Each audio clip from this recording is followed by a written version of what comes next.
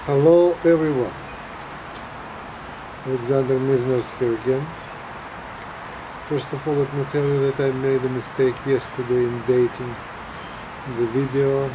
Yesterday was 31st of July, not 30th. And today is Monday, 1st of August, and it is 40th day since I began public protest and the hunger strike here at Federation Mall, Capitol Hill, Canberra, in front of the Parliament building. Once again, it's quiet and I'm being ignored. Nobody came except regular checkup with the federal police. My physical condition is still okay. Every day is weaker a little bit, but okay.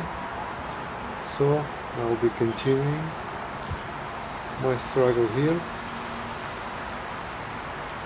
and hopefully we'll be able to post next update tomorrow on Tuesday.